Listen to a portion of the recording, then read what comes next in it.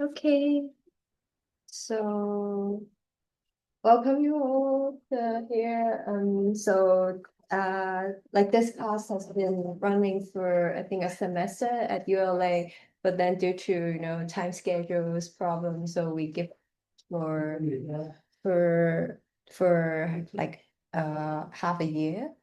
Yeah, so but we have always been thinking it's the best to like resume the class. So since we just moved here in February and we think we have this space that's kind of cool, so we kind of want to resume this discussion group here. And also to show some hospitalities for bringing the guests from to the ULA and then to visit us. And we'd like to offer some coffee, some snacks, and we can talk about some Confucianism on Buddhism sometimes. Whatever. This would be another place that's for us together. We would like to do that. So this is just a start. In the future, together with Venerable, we can evaluate other possibilities for other discussions, other exchange. Everything is fine. Yeah. So because like Confucianism is kind of very merged into traditional Chinese culture, and not many people would like to kind of revise the things that have been taught by Confucius. Hmm. But still there are some essence in our ordinary lives. Yeah. Hmm. So but this book is kind of really very interestingly, it kind of group all the daily life application all at once. So because through teacher tongues teachings, we kind of know why things happen in this way or why logically Confucius like speak about this back then. And across 2,500 years till now, it's still very useful. Yeah, no matter it's talking about work or friendship or anything. Yeah, all the like people relationship is very useful. And and also this is a very like crucial pipeline of Buddhism into our daily lives. Yeah, because the Analects is kind of like the human Buddhism that was spoken back then. Because in Buddhism we talk about how to cultivate towards enlightenment. But then still we have our own life that we have to engage in, and we have to know how to engage in our daily lives. So this is also a way for us to, when we learn things in Buddhism, but we also learn how to apply. So through Confucianism. And on the other way, probably we can understand it as Confucius back in the time, he had a big dream to have to build up a society that is well-being for everyone. He wanted to promote it to everyone in each regions. Um, Similar for us, if we want to promote Buddhism some days, we wanted to promote it. There will be obstacles in the life, and also we have obstacle in our daily lives. We have challenges, we have obstacles, we have our own how do you call it, 烦恼, Hindrance. hindrance. We have our own hindrance. A lot of things that are happening on the way. But if we understand it from Confucius' history, that he went through all the countries, talk about the highest politics, meaning he understands every country's deep politics, what is their policies, what is their thoughts of it, and they can still leave it to another countries. In today's, if you talk to the President Xi Jinping one day, and the other day you fly to US, talk to Trump, people will feel like, hey, there will be something. If you talk to the Chinese government, you don't talk to Trump, or the other way around. They feel like there's something picky. But back in the time, Confucius talked to all the global leaders within China, all the regional leaders, and he brings a whole pack of his students, probably 100 or 300, all together with him, and it showed the environment or the school that is that is they are capable of doing a lot of things. Even several of the government advisors said within our countries we don't have similar capables, similar one that capable to do something like your students. So such a big power, then they can still manage to leave all the countries safely. It requires a lot of wisdom inside. So the wisdom is not just something up in the air, but a pragmatic wisdom that help you contribute it on your daily lives. But for us, we when we learned Chinese back in secondary school, a teacher asked us to recite every words. They just open the book and recite it, keep on reciting it, remember it, but you don't have to understand it. So we all hated this book, literally hated it. Only that we until we arrived to the school here, you'll a teacher town use a different way to share it, to educate us. He use? Sorry? What way did he use? Actually, it's asking questions. They allow you to ask questions, or he can explain it thoroughly. Because back in the secondary school, if the teacher can't explain it, he would be like, yeah, just ancient books. So they will leave you an impression that this is something old, and it's not pragmatic for nowadays. But someone that is capable to find the wisdom back in these books and apply it is not easy because it we will talk about the lineage of teachings later because it's not just about the books because we all can have these books. Now AI have the books, now everyone have the books, but how to apply it into the daily life or how to understand it well is the critical things. Just like Buddhism, there is sutra everywhere, but there who can explain it correctly is the problem.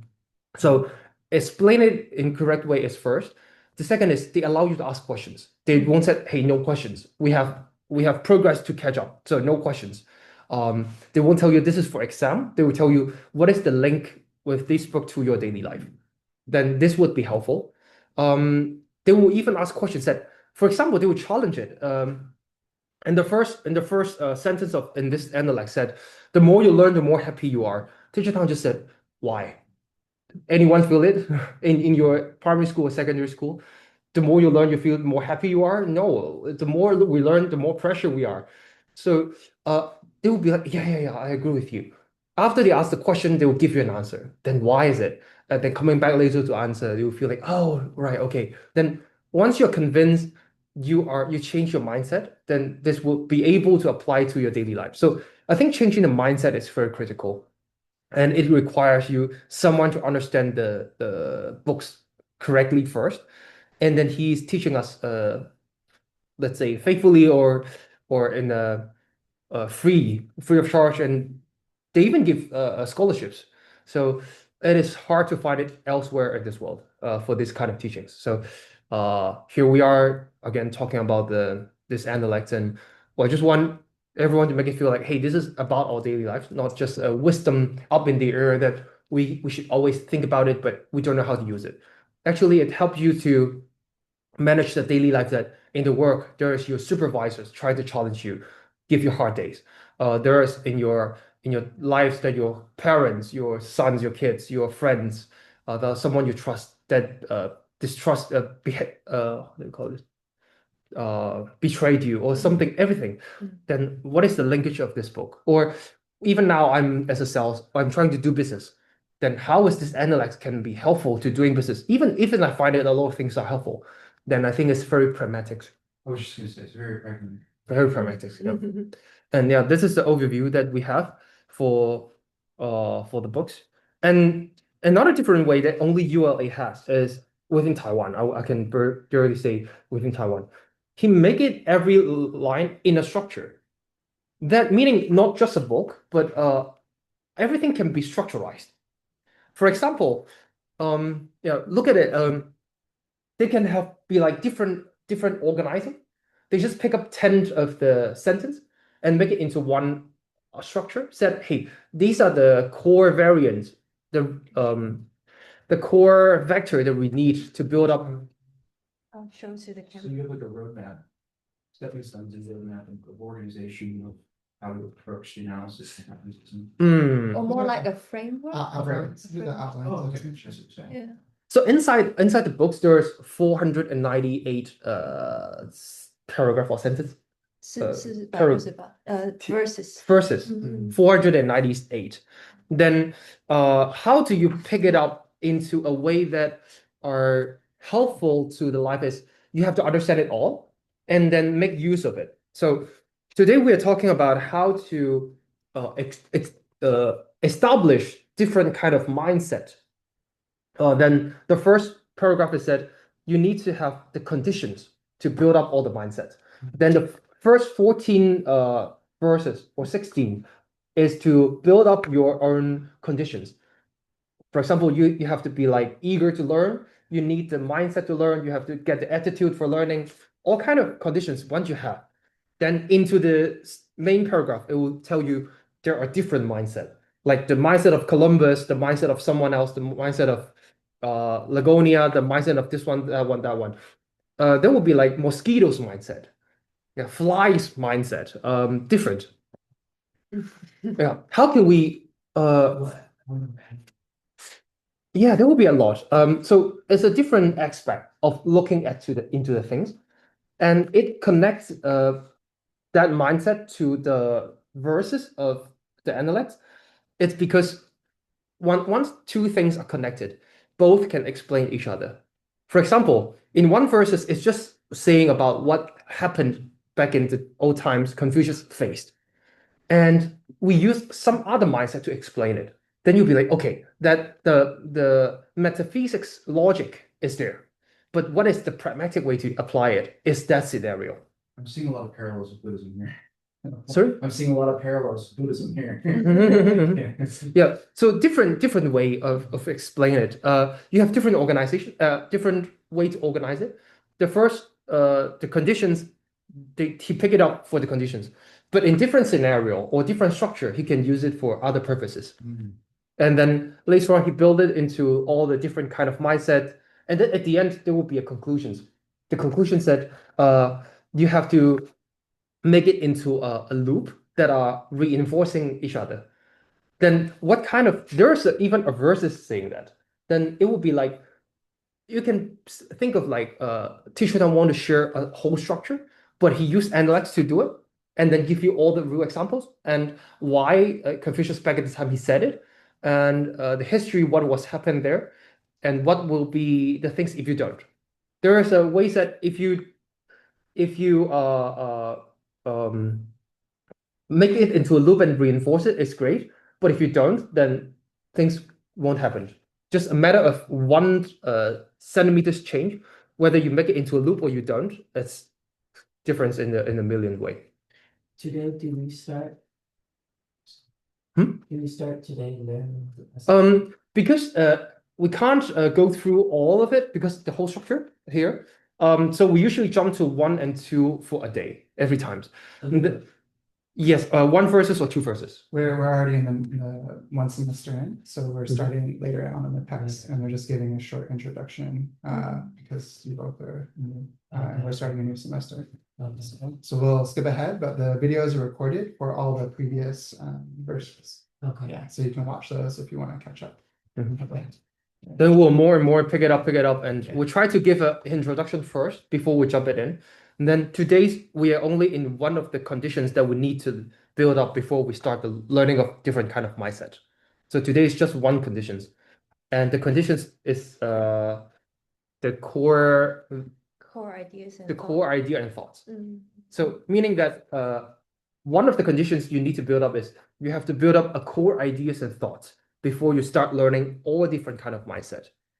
And Teacher Tang used one Analects or two Analects to suggest this is the core ideas. And actually, back in the time, it was Confucius said this is the core ideas you need to build up, and then why he would said that, and what is it? What is the linkage between that to our daily life, or is it really that way? Is it really correct? Or if there is anything that we can challenge, we can raise a hand that, hey, excuse me, I don't think that is the core thought. I think this is just one of the factors. I don't agree this is a core thought. I think core thought should be like a generous heart instead of that core mindset that we are going to talk about. So feel free to make some challenges. And hey, I don't agree, then there will be exchange and discussions. And also for us, it will be like, probably we're convinced by yourself. So then we'll have to study more. And probably we can convince Teacher Tang later on as well. There might be possible. Yeah. So just make this playful and yeah, try to ask any question if you have any, just jump in. Yeah.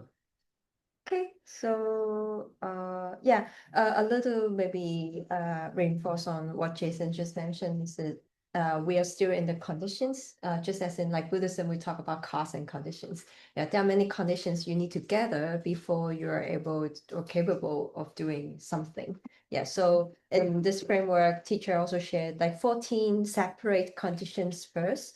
And then eventually when we jump into, some high level of mindsets, then we can know, oh, because based on the conditions that we learned from Big Four, we are able to talk deeper about, like open-minded or to be more brave or etc. etc. Yeah, that different kind of mindset that they would adapt. Yeah. Okay, so yeah, so Complicated. no. Complicated, yes. That's all we thought before. It's Teacher Tang said after this book is just this thick, right? So if you read it through, you can do it probably a year every verse, then you do it 1.5 years, then you complete the books. Teacher Tang said after 30 years of reading it, studying it, or teaching it, he still thinks there's a lot of things that he don't know yet, or he's still trying to mine it out as the core value. So the more we read, the more we understand we don't know anything. No. This is true. No. Yeah. Okay. Right. Then let's jump into today's verse. Yeah, jump. Yeah, so today in like developing core ideas and thoughts, there are two verses, and the first one is called 子曰：是也，如以为多学而自知者愚。对曰：然，非与。曰：非也，于义贯之。So this is talking about like Confucius said. So I'm not sure. Page 9, verse 8. Yeah, Your writing 8.1. is so pretty. Tina did But that. Tina did that. Oh, Tina did it. So, because this is like Asian Chinese word, so maybe I'll try to explain a little bit. So this 子 means 孔子, so which Confucius, it's like a short-term name for him. It also means Teacher. 老师, yeah, 老师. teacher. So teacher said, yeah. So because this analects is being like gathered by his students. So it's always like students remembering what the teacher said back then. Yeah. So the teacher said, 四爷. So this is one of his students' name. So his name is called 子贡. Yeah. So hey 子贡, do you think I always learn a lot, or I have many? I have a broad knowledge base, and this is how I adapt the knowledge. And remember it all. Yeah, This remember it. 字 is remember. Do you think that I learned a lot and I remember it all? He said it. So let's stop right here. If your teacher asks you, do you think I learned a lot and remember it all? I think the more logical answer is this: yeah, no. He said this is what his student said. He said yes. Isn't it so? Isn't it so? So yes, because of course it is. Because otherwise, what would be the possible answers? Because Confucius always tell us to more eager to learn. Because even he said it. I'm no other difference with the others other than I'm more eager to learn. So I want to learn a lot, and I do learn a lot, and I remember them all. So it's a very logical way. He said it, and his student said yes, isn't it so? And then later on, Confucius said, Oh, then Confucius said, actually not. I'm kind of like use a string to run through all the knowledge that I know. So this is a conversation of teacher and the student, between the teacher and the student. I don't understand the last part. He uses a string to kind of he has a one single thread that can run through all the knowledge. That meaning he used one thing to went through all the things he learned instead of learn them all and remember them all. I see. Yeah. Well, like versus very scattered, everything bits and bits, like bits and that. Like I kind of run through everything with one core idea or one thought. A philosophy. Yeah. So this is kind of interesting. We would dive deeper on what is that one then. right? Yeah. So, To explain in another way, it's like there's a lot of bubbles here, right? Do you think I have all the bubbles and remember them all? Because each bubble probably represents one thing that I learned. I learned them all and I remember them all. And Confucius said, no, actually, I have one thing inside, in between, and I went through it all. That all of it is one running through. I have one core value. This is the core value we are coming to. And what would be the core value? Later on, we'll talk about. But at least you need one core value to run through all the things you learn instead of learn all of it and remember them all. Yeah. so maybe some question here. If you're the student and like when the teacher tell you so, what questions do you have, or how the answer would draw your curiosity towards? What do you think? I don't understand. What? More like when the teacher replies you that, What's your feeling? what's your feeling? Inspired. Inspired? What question would you ask the teacher? Oh, what do I- What kind of questions? What's your feeling? I would want to further analyze that approach, what that thread is and how take something that we often see as so abstract and dense to look at it from a very logical approach, pragmatic, like you were saying before. And I can see how that could be applied to really any sort of philosophical or metaphysical or even socioeconomic or political kind of theory of how to connect all of the things that I'm learning together with a singular approach by having it as a background of that value that you said is the foundation. Amazing. I don't really have a question, but it's just like my analysis of like what you're saying. I had a question, but I forgot it. It's okay, maybe later. Yeah. Later on we'll be like, oh, then we'll let you ask. I would probably ask too, like, are you using is it a motivation or an intention, or are you using a particular teaching to tie everything together? Or also I would ask too is like, so you're kind of implying that you don't remember what you study, right? Actually, Yep. That's very that you great. forget quite often. Yeah. But there is some unifying principle that you're able to attach it to, and then you know where to look and where to reference when you need it. So there has to be some sort of functionality to what you're learning, right? Like a toolbox approach, maybe. Right. But yeah, was there something that you learned and remembered that is that unifying thread? Yeah, that's true. Yeah. Right. Oh, I would want to inquire more about how does that unifying thread develop as a skill? Like how do we take that approach and like really kind of like temper it? Like a muscle, like continuing to grow it, like whatever that. Yeah. More familiar, more skillful, Yeah, more yeah. easy to use it as a Yeah, tool. the skill needs, like how do we Skillful, develop that Right, way right, right. of approaching whatever topic or subject that we're Yeah, going into. Yeah, that's great. That's great. I feel like that's great. 有吗？没有，我们就 Okay. Yeah. So before we step into all the details, we have to first understand who is this student. We call it. I try to describe it as always the number, the second best of the school. The first one is the poorest one, the very poor student, meaning without any money. This one is the richest. The superpower is rich. He is a diplomat. He can save his own country by just lobbying in other countries.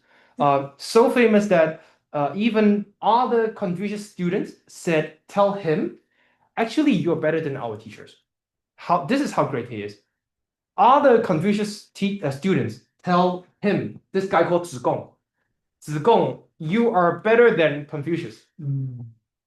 He literally meant it. He literally said it. And not only his student, there are other advisors of the government in other countries said, you are better than the teachers. You are better than your teachers.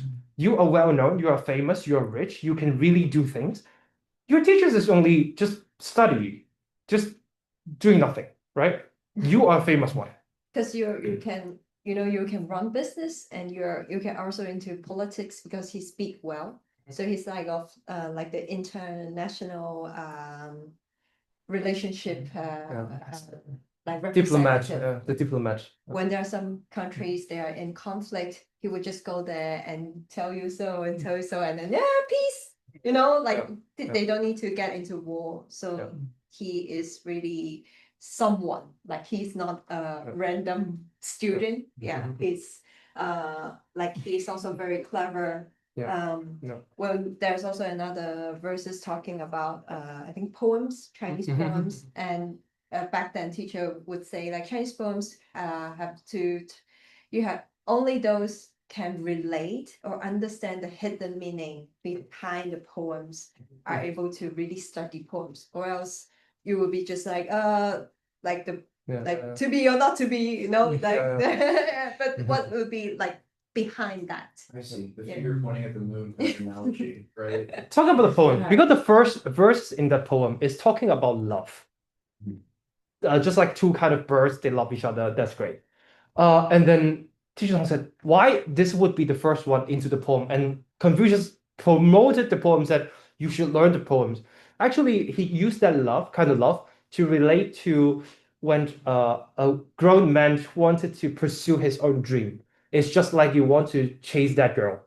That kind of meanings that you wanted, you only give up until the last minute. This is how you should do when you chase your dream to benefit the others.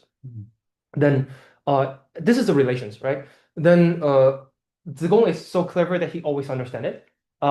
When teacher says something, Zigong said, doesn't it mean the poem said blah blah blah? And Confucius will say, yeah, that's correct. That you can study the poems. That you are so clever that you can do it. Not all the students get this recognitions by Confucius, but he did. And he's so rich, he is so powerful, he is so capable, he is so famous worldwide. The very great diplomat at that time. All right. Then Teacher Tong, first time when he talk about this one, he feel like, isn't it a payback from Confucius that I know better? I know better. Do you think that is? No, actually, I tell you no. This is the other way around. And I didn't tell you the answers. So Teacher Tong first time give it like a really interesting way, because if we put the history back inside, then we know it's not just a teacher tells the student something, a student said yes, okay. It's in a very different way. Probably doing something else, and teacher just said it, and student said, isn't it so? I feel like that way. It's almost Socratic. Sorry? The Socratic method. Socratic. What is Yeah, it? Socrates would engage in dialogue when he was teaching Mhm. by sometimes not actually teaching directly, but just asking the students questions. Yeah. And then asking more, and Yeah. then another until that later, Right. until they arrive to the answer on their own by Right. him questioning the student. Right. Is that a similar approach that is kind of happening here? Yeah. Okay. Right. So not only that, but he won't do it to everyone, because if you are a teacher, you won't, hey, student, you're stupid, you don't know. This is not the way you do it. You only use that method when you feel like he is capable to move up, then you will try to challenge him and make him think. So the answer is not yet here, but already make him think, hey, what is it? What may it be for that? There are other verses related he said the core values, Zigong himself, he said it, that only you can hear it when it is in the difficult times. Because one time they were also promoting their Tao in other countries. They were surrounded by militaries, and then they are starving, they don't have food. And Zigong said, if you want to read Confucius' article, it's easy to read it. But if you want to understand his philosophies, the metaphysical way, you can't just read it or hear it. You can only do it in the hard times. That during the hard times, everyone is starving. Confucius, there are some students tell Confucius, hey, we are trying to be a good guy. We're trying to help the world. Why we end up like this? And the best student said, of course we should end up like this. Everyone, if you wanted to promote it the good way, of course there will be challenges. Of course there will be. And Zigong only said it when the hard times, you can hear teachers said about the metaphysics he want, because only in the hard time, only challenges gets in, and you are so struggle, then there will be things you can learn, or else just sitting in the AC room is hard. Yeah. I have a question. Please. How does the teacher find the thesis? Because he's talking about the string that connects all of the concepts that he's learned. Mhm. How does he find this? How does you mean teacher Tang? How does he find it? Or Confucius or whoever, how does he find them? I think in two ways. There are different ways to explain it. Confucius first, he get the lineage of several teachers. That back in the time, he had also several teachers. He were eager to ask and learn from those teachers for things. That he gathered a lot of new knowledge together. And the other way around is he was born that way. He was born to it.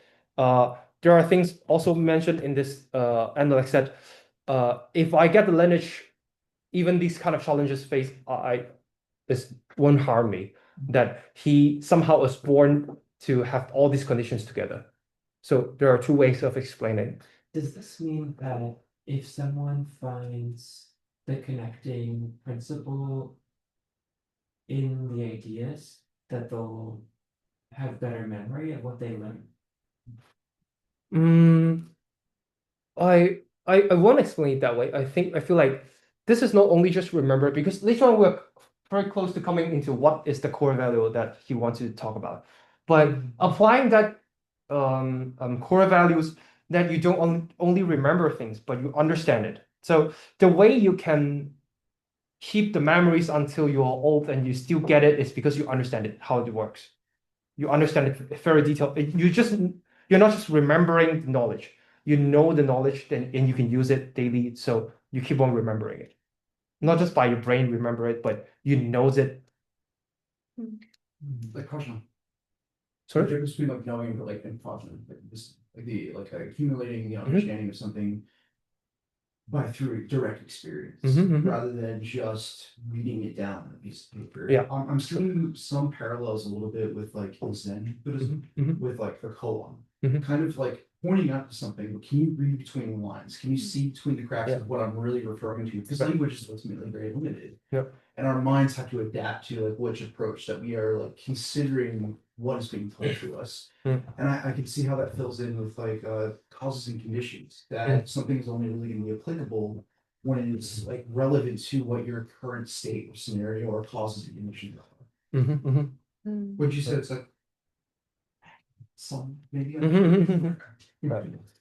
I think in this verse, maybe it's hard to know if Confucius used this way to remember things. Because if talking about remember things, there might be other verse that suits better than simply this one. Because this one is more like just sharing that how Confucius learn or gather knowledge. Because knowledge for people, there would be like different professions, so they're all scattered around and they might not be related to each other. They might be different pilots, different divisions. But I think in here, the main point that Confucius point out is that although you see the bubble seems like different profession, but I do use some kind of ways to run through it. So I do have a core that is kind of fixed and rigid, and all the professions I learn would be gathered together. Yeah, but then remember things. Maybe this is also a basic for him to remember things then, because you do have core idea. A methodology of how to learn. Yeah, not yeah, exactly yeah. what, how to learn it. Yeah, yeah, Oh, yeah, yeah. yeah, Yeah, sure. yeah. All right. Like how you can wear your bracelet because you have the Yeah, thing, yeah, yeah, yeah, yeah, Or else sure. there will be just like you have to pick up one by one. Yeah, and then you lose it. yeah, Yeah. yeah. Or The more you kind pick, the of- more you lose, Yeah. because your brain is just this way. Yeah. So having that string would be Confucius' core idea. Yeah. Then So now we're kicking in into the answers. This is have to be related to another verses that, as I earlier mentioned, the student said, if you only want to read Confucius articles or his things, it's easy to find it. But if you want to really understand it, it's hard. This is the thing he said. He called it 性与天道. Sing is just like the characteristics, or at the end it's turning into emptiness. because characteristics is I literally just wrote down emptiness. that's great. Because the xing is about 空性, right? Yeah. 空 is emptiness, 空性 is this. But emptiness is from the characteristics because there's things, their own characteristics can't stay in the objects permanently. So we call it as the emptiness. Different way to just describe it. And 天道 is like the if you direct translate it, it's like the Tao, the heaven Tao, or the how do you call it? Godly way, or The eternal Tao. yeah, they're talking about, but at the end it's the meaning karmic. Because you do good things that you get good results. This is the Tao. Then the other way around to explain it is karmic. It's the karma result. Because you beneficial to the others, you will get good things as a return.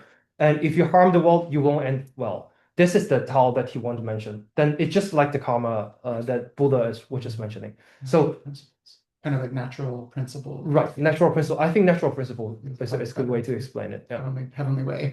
Natural principle. Natural principle, yeah, thank you. No, ignore the thing I mentioned. So this is the thing that Zigong mentioned is hard to hear it because you don't find it someone sitting down and keep on telling you that, but you have to see through it because emptiness is in all the objects, right?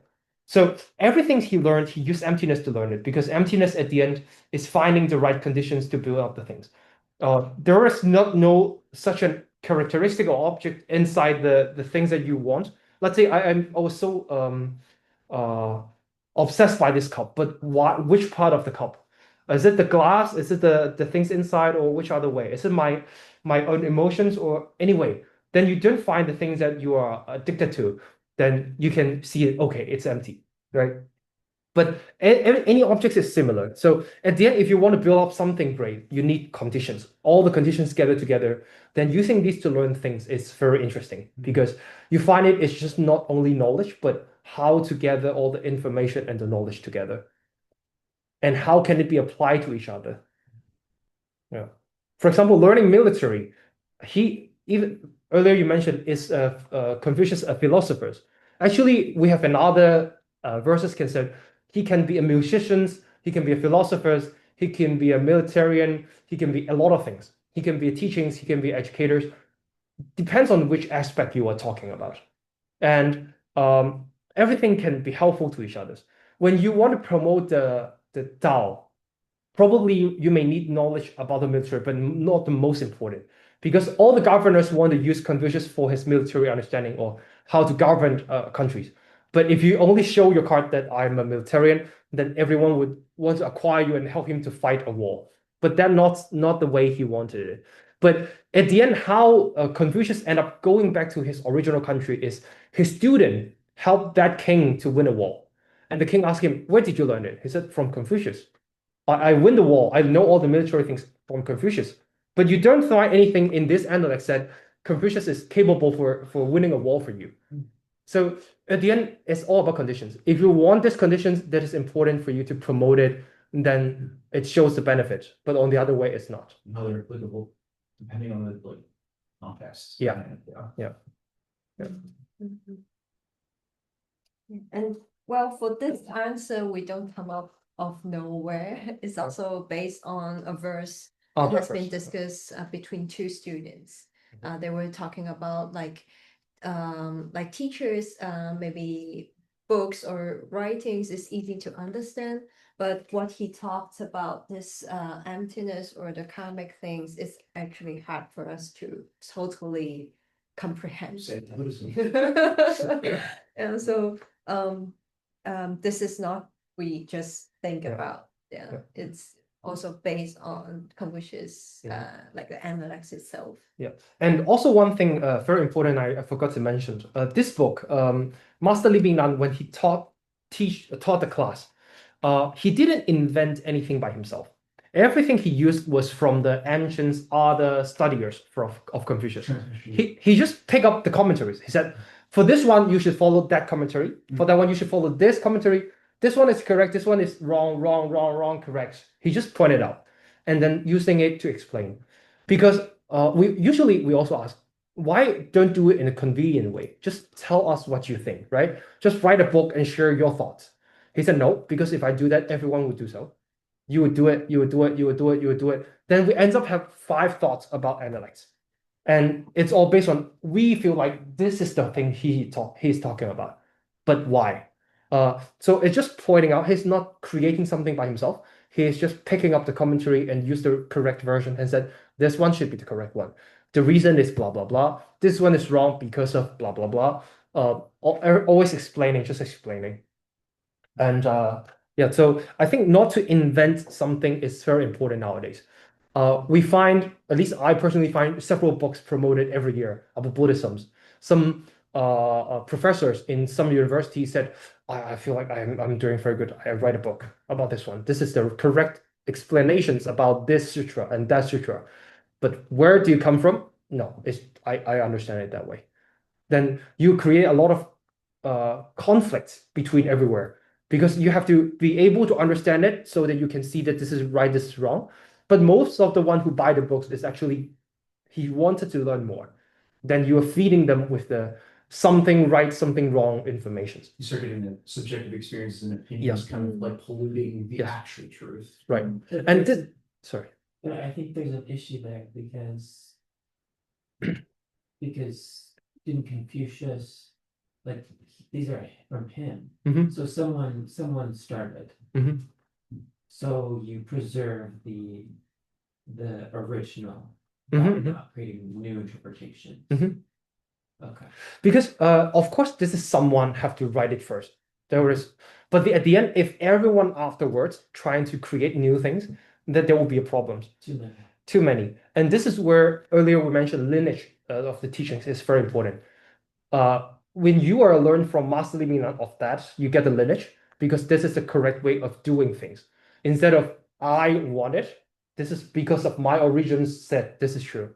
I think this is also what Tibetan Buddhism is great at, is he can follow always a lineage back to the original because everyone is one step by one step, one step by one step. Not just my original is just 200 years ago, or that you can always give it to the most original version is Shakyamuni Buddha in Buddhism way.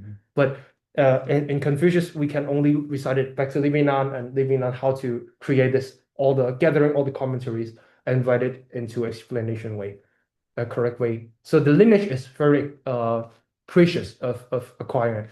And you don't find it by looking at ways. You just encounter with it and feel, oh, that's it. And so usually it's this is how the life works. You don't find things you want. You have things that give it to you by the life itself. So I feel like it's interesting also to pick it up. Mhm. Yeah, so at the end, try the explanation is on the emptiness, because emptiness is able to gather all the knowledge. Or when you use emptiness, because in our later on courses in the afternoon, Teacher Tang last 2 weeks ago, he also said, even you use emptiness, that is helping you to leaving the samsara. But if you use that kind of knowledge to do it in your daily life, you are even on a different levels to looking at down. Yeah. So From how a do different we way. apply this to our daily life? So examples is you don't see what do you call it? Inherent like inherent identity, like fixed Yeah. Non-self. fixed You don't see the self inside. Situations, experiences, events, conditions are not fixed. They're always changing, right? So they don't have an inherent quality from their side, right? They appear because of many things, right? So they appear because of many things. So then if we know about that, then we can change our conditions. We can create the causes for the result that we want. This the natural principle that we're saying karmic, right? It's like I want a certain result, so I have to understand the conditions and causes and respond in a way that brings me to that result. So we talk about in Buddhism terms karma. Here they're using heavenly way, way of heaven or something. But it's a similar kind of thing. Yeah. So like there's always cause and result. Because in Confucianism, although it's not Buddhism, like in Buddhism, we talk about enlightenment or escape from samsara, but in Confucian don't mention that, but they do mention that how like as a person I can achieve better, or I can become a saint. I can be someone that maybe has a name that will live and could pass along. Yes, yeah. So they do focus a lot on their own cultivation and achieve better, and to behave, speak, or do things in the saint way. So there's like an analog to a bodhisattva in a way, kind of. I think it's helpful to separate and But we it's a can- concept. yeah. But I say like Confucianism can support Buddhism and Buddhism can support Confucianism, but the terminology should kind of separate, right? Right. Yeah. For yeah. sure. Like two different like dishes in a meal, maybe don't let them touch. They're fine. Yeah. So, like for example, a bodhisattva, you're like, oh, so it's like a bodhisattva, kinda, but we should just maybe just Kind say of, not really. being a better person, Yeah. right? Mhm. Being a leader or a wise Yep. person or a sage or something like that. Because if we try to connect it with bodhisattva, then suddenly we're getting into all kinds of other like what stage of bodhisattva, the grounds and right, things, right. Kind of like how you're saying, like not fluting, like by adding your own subjectivity and opinions and kind of like trying to like takes on it rather than taking it directly from I think it's about the terminology because in the terminology, terminology. that's all. Otherwise, it can seem kind of confusing. Okay. Yeah. Like the concept we can adapt. Yeah. Maybe like the Bodhisattva way, there are 10 grounds. Yeah. So we do speak about how 10 grounds, like in each stage, how we can adapt in the Confucius way. Because it speaks about applications, or how you think, or how you do stuff. And in Bodhisattva, there are 10 grounds. They do also have different challenges that you have to go into the world to face and to achieve. Yeah, maybe like the first ground would be more like how you can be more generous. And generous, there will be divided by generous on money, Yeah. generous on dharma, and generous on yourself, that you can help the others to be brave, or any other aspects to be generous. But how? This is there are real things. Confucianism we'll talk about. Concept-wise are mixed, but terminology-wise separate. Separate. Okay. I see. Just terminology, I think. There's an emphasis on the how and the why, like or like in cultivation towards like the bodhisattva, maybe like precepts, bodhisattva precepts. Teacher always emphasize we have to protect ourselves, because when people get more generous or getting non-selfish, they always want to make others happy, but you also have to protect yourself that you don't get hurt by some kind of people or challenges. Then you lose all the confidence or beliefs towards the cultivation. you call that idiot compassion yesterday. Well, the result of idiot compassion Yeah, is exactly. that you lose your motivation and your energy and your ability, and then you maybe give up, right? Because you burn yourself out. Yeah. It's a And- typical balance. Yeah, like teachers sometimes would joke, like Confucius, back then there are many countries, they're in conflicts, and he has to travel around different countries with his students, but they all escape safely. And versus Well, like other probably philosophers, they are hanged to die. There are other things, because in ancient China, there are also governors trying to the emperor tried to do a wrong way, and there was someone to advise him, said, "Don't do that. If you do it, you are a fool." And we're like, "I will be a fool and I'll kill you. And if you want, you can kill my own parents. This is how fool you are." And Teacher Tang said, "This kind of scholars are actually so stupid that you don't really understand it. You claim yourself as a scholar, but if you really read it through, Confucius never taught you to do this. So then what kind of scholars you are? That you should see the conditions, not throwing more gas into the fire. You are a fool if you make it." Making a fight. Yeah. Yeah, not trying to do something like that. like Then- how one could be maybe also flexible, and I think seeing emptiness would be kind of important, because you do know there are things based on conditions, like the people or the time or the chance opportunity, when is the good opportunity, when is the bad one. So you have to make options and decide. Yeah. Taking that earlier as an example, the emperor tried to do it wrong way, right? Applying to the emptiness is, even now you throw some more sentence inside, it's not helpful. First, you have to see it. Second, you have to see it before it's come to this stage. Before the emperor tried to do the wrong things, you should already see it. You should already see it. There are also other stories talking about that. Like There are say just the trace that is coming up. Like things might not happen already. It's not a present or past tense Mhm. or yeah, but more like You can recognize the patterns that are leading up to that. yeah. there is one story. It's not about the Confucius area, but other period of time is an emperor is trying to use an elephant teeth for the chopsticks for eating it, and there is someone said this kingdom is gonna fall. He said, why? It's just a chopstick. He said, if you use this kind of chopstick, would you want to get just very cheap food? No, you need delicious food. If you have delicious food, do you want a good plate? Yes. Do you want good wine? Of course. And do you want someone dancing? Yes. Use some music? Yes. And would you focus on your work? No. This is how it ends. So you should see the ending when it started at the very early stage. This is also emptiness because it's about conditions. You see one conditions folk gets in, and other conditions will compile, will gather together, and everything turn into loop, and there's will be a result. And if we only see the result that emperor is trying to do the wrong thing, you should see it before. Prove it earlier in the before beginning. You see it. Oh, I should go. I should say goodbye to this place. I should already show myself out. Confucius traveled to one country 5 times, in and out, in and out, in and out. He's just still observing whether this is okay or not. He's still hesitating. He's still deciding, should I or should I not? The emperor trying to use me, but is he real? He was still focusing, and none of his students know how to do it.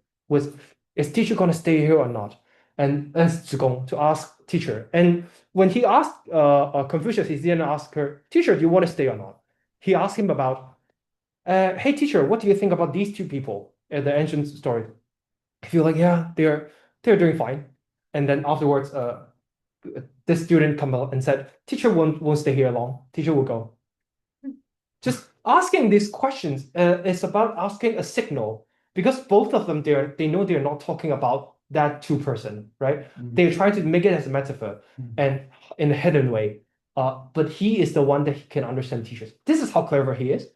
And to see the symptoms, something is happening. Oh, I should already see myself out. Or when the conditions is not yet gathered, I shouldn't too much commit it. Because sometimes we see a little bit hope and we go all in, and then we turns out like harm, we be like hurt, a lot of emotions coming up. But Confucius didn't. He feel like if the conditions is not yet inside, I'll stay out. The more you commit, a little bit contribute, a little bit, and different ways, a different way he see things. Yeah. So what's the answer? What was the answer? What was The core values. yeah, The what was- emptiness. This is the one. did Confucius respond after that, or did No. No. was it Zikong? Well, teacher like answer the student just like that way. And This is the full verses. yeah, The but whole then- verse. There was no Full more. verses. There was no follow up after that. No. but maybe like people would do like maybe a question would be like if the student really understand what the teacher is saying. Yes. Mm. There are different next verses we will okay. cover probably next week. Okay. Same teacher said, actually I have only one core value of my life. The student said yes.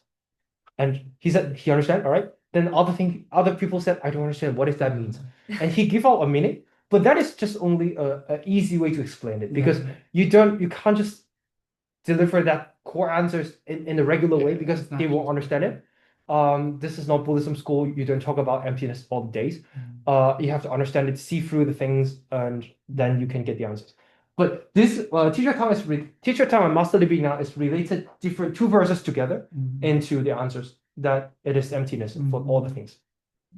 Would you say that these 3 sentences kind of summarize the core of like Confucius Analects? And, like, Yeah, views? yeah. One, depending on which points. On one aspect, I think yes. Okay. On certain aspect, yes. But there are other things that you also have to contribute to the society or contribute to the world, this not yet mentioned here. This would be more for like one's own. More on only focus on the metaphysics way. Okay. The metaphysics is here, Understanding. but deep down to the earth, how to contribute it, not yet mentioned here. Okay. So on an individual level, but maybe not so much on a societal level. That makes sense. Yeah, Okay. right. Mhm. Right. Yeah. Yeah. When teacher talks about the stages of the path of enlightenment, yeah, he did mention that like this verse would be more like how we learn Yeah. stages of the path. Yeah.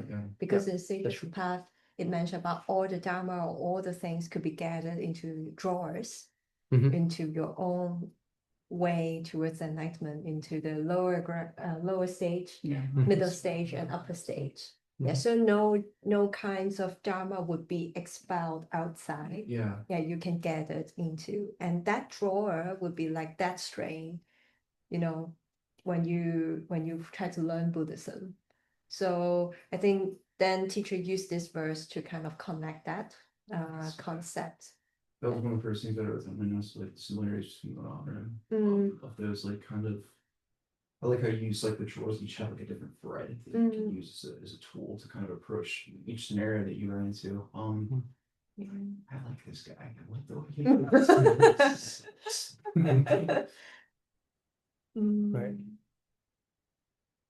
Yeah, and I think it's more around today. I think in general, about concluding it. We'll jump into the next verses next time. It's also again about the core values.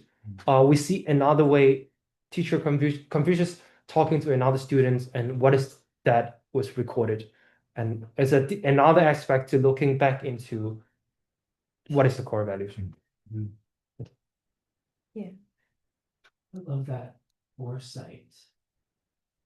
Foresight. Foreseeing where it's gonna go. Yeah. Because when you have I think emptiness is not only empty, but it's about conditions. You see through all the conditions that you know when condition is here, it's here. If it's not, it's not. So seeing through conditions is, I think, for me personally, also very core about living in this world or doing things. Sometimes we are so, I am so naive when I'm doing business. I want it to be done, but the conditions is not there. Even you throw all the money inside, go all in, it's not working. You need to gather the conditions. First, you have to see the empty inside is to find all the conditions, and then you see like the things that let me observe is not in all the conditions, right? The Yeah. glass, the water, the coffee beans, the machines, nothing is inside. Not a thing that I'm addicted to, but then later on coming back, how can I make a good coffee? Then I need to see through all the conditions. It's in the hot water, it's in the cup, it's in the glass, it's in the environment, it's in the beans, in the way that we produce it, the way we make it. This is how we make a good coffees, right? So then we again, it's a different way. One way is going to the empty way, and the other way is coming back to the earth, right? Then how can I connects? Yeah, how can I gather all the conditions and make it into a things? Then this is how we contribute to the world. We want to contribute to the society, to this way, to that way. Then we need to see through the conditions and pick it up and create the conditions. Then I can make this thing done. For Buddhism, we say too, like the more you understand emptiness, the more concerned you are about karma, about cause and effect in your actions. So you're actually much more cautious and meticulous about what you say, what you do, right? And what kind of mental habits you have, because you know those will have the effects. And sometimes people go like, well, I really want to be on the abstract side. I'll just think about emptiness enough and I don't have to worry about karma, right? You can see the same for like business. If I just have the dream and I dream hard enough, it'll come true somehow, like in a magical way. Things will fall into place. I don't have to actually pay attention to this world, right? If I just really fixate on this abstract space. You have that recognition of causality and everything leading into and then that same, you find the opposite type of person that's just like, I'm only going to fixate on the conditions and ask why, right? Instead of focusing on what direction these things are leading, right? So that cause and condition and the abstract metaphysics will have to go together. But you see that where people are like, oh, you're having some problems, so just think about emptiness and it will go away. It doesn't really work this way. It doesn't really work that way. No.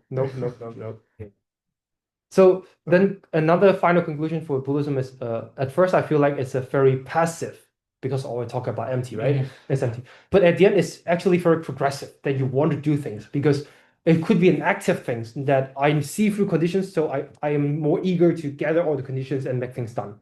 So at the end, Buddhism is not something just when I feel bad, I learn Buddhism, right?